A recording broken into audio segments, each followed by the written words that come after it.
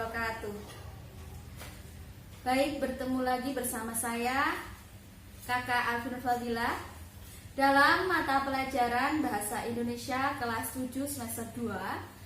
Kita akan membahas bab 2 kita, yaitu teks fabel. Mungkin adik-adik pernah mendengar apa itu yang dinamakan teks fabel. Ketika waktu kecil kalian pernah mendengarkan nenek kalian ataupun ibu kalian sebelum tidur membacakan dongeng untuk kalian. Entah itu dongeng yang berjudul Si Kancil Mencari Timun ataupun Kancil dan Buaya, itu termasuk dari teks fabel. Baik, langsung saja kita akan membahas 4 poin di dalam teks fabel ini. Yang pertama, kita akan mengupas secara mendalam, yaitu pengertian dari teks fabel itu sendiri, sehingga kita dapat mengetahui apa yang dimaksud dengan teks fabel secara terperinci. Poin yang kedua yaitu ciri-ciri teks fabel. Di dalamnya ada beberapa ciri-ciri yang mungkin belum pernah kita ketahui. Poin yang ketiga yaitu struktur teks fabel. Di dalam setiap teks atau karya sastra, salah satunya ada teks fabel, terdapat struktur di dalamnya.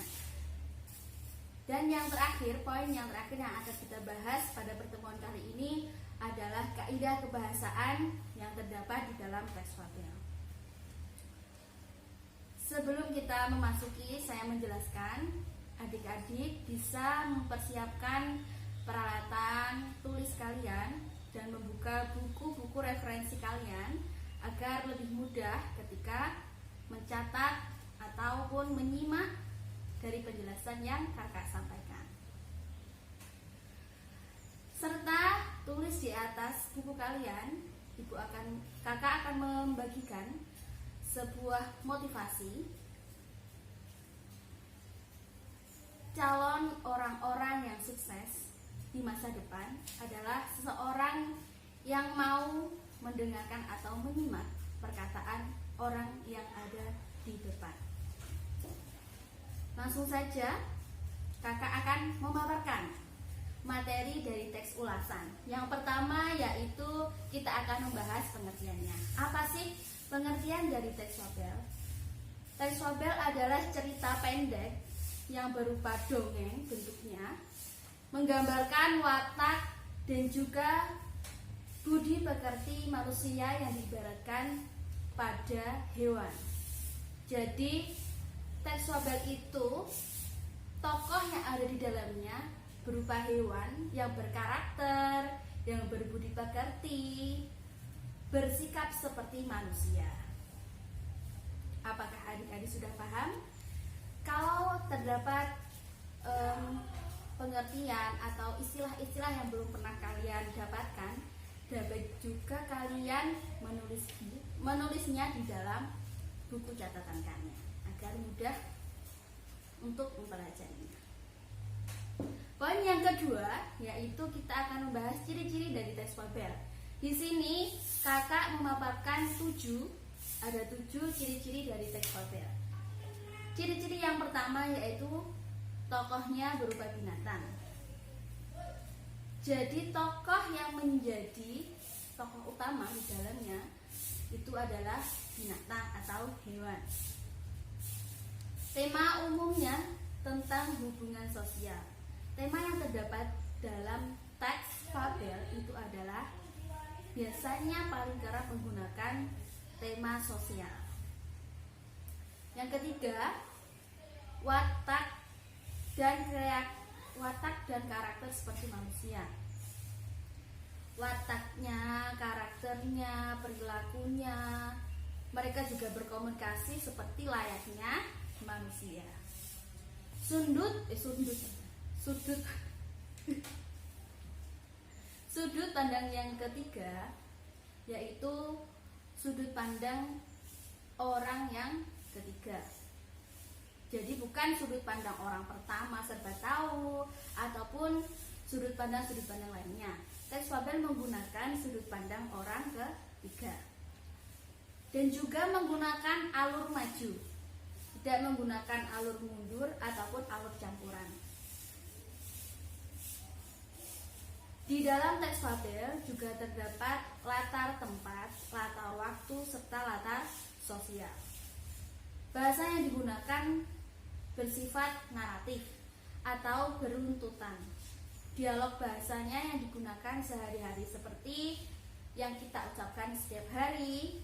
Mereka, tokoh-tokoh di dalam teks fabel menggunakannya di dalam cerita ya seperti manusia biasa, selayaknya orang berkomunikasi dengan yang lainnya. Di dalam teks fabel yang terakhir terdapat amanah. Amanah yang ditulis atau yang disampaikan oleh seorang pengarang di dalam karya sastranya sehingga dapat memberikan pesan moral terhadap pembacanya atau pendengarnya sehingga dapat diterapkan di dalam kehidupan sehari-hari. Poin yang ketiga yang akan kita bahas kali ini adalah struktur teks fabel. Di sini kakak memiliki rumus The Kings agar kita dapat memahami atau mengingat apa saja struktur dari teks fabel. Ada 4 poin yang dapat kita singkat menjadi or-ko-reda. Or yang dimaksud or adalah di sini orientasi. Orientasi bisa kita artikan yaitu permulaan atau awalan dari sebuah teks fabel. Yang kedua komplikasi. Di sini komplikasi adalah klimaks-klimaksnya permasalahan di dalam cerita tersebut. Yang ketiga atau resolusi, pemecahan masalah dari masalah yang didapatkan atau yang dirasakan oleh tokoh utama. Yang terakhir adalah struktur dari teks fabel yaitu koda. Koda di sini amanah. Mudah kan adik-adik? Jadi ada 4 struktur. Bisa disingkat menggunakan The Kings yang kakak berikan, yaitu or-ko-reda, orientasi, komplikasi, resolusi, dan juga yang terakhir koda. Poin yang terakhir yang akan kita bahas kali ini yaitu kaidah kebahasaan. Ada 4 poin. Yang pertama menggunakan kata kerja. Jadi di dalam teks fabel terdapat kata kerja. Entah itu kata kerja transitif ataupun kata kerja intransitif. Yang kedua, kata sandang si dan sang. Kata sandang si dan sang disandarkan kepada hewan. Yang ketiga, keterangan tempat dan waktu. Di dalam ciri-ciri teks fabel tadi, kakak telah menjelaskan bahwasanya terdapat juga keterangan tempat, waktu, dan suasana. Dan yang terakhir, kaidah kebahasaan yang terdapat dalam teks fabel yaitu kata hubung, menggunakan kata hubung lalu, kemudian, dan juga akhirnya. Baik, itulah penjelasan dari teks fabel yang kakak sampaikan. Pertemuan kali ini sudah kakak anggap selesai. Untuk pertemuan selanjutnya kita akan membahas lebih lanjut lagi dari teks fabel. Kita juga akan mempraktekkan bagaimana cara membuat dan menentukan struktur dari teks fabel tersebut. Silahkan kalian mempersiapkan dan belajar di rumah. Silahkan kalian mencari satu contoh teks fabel dan tentukan struktur di dalam teks fabel tersebut. Tulis di buku tugas kalian dan dikumpulkan melalui soft file atau bukti foto di dalam email kakak. Baik, cukup sekian dari pertemuan kali ini. Wabillahi taufiq wal hidayah wa ridha wal inayah. Wassalamualaikum warahmatullahi wabarakatuh.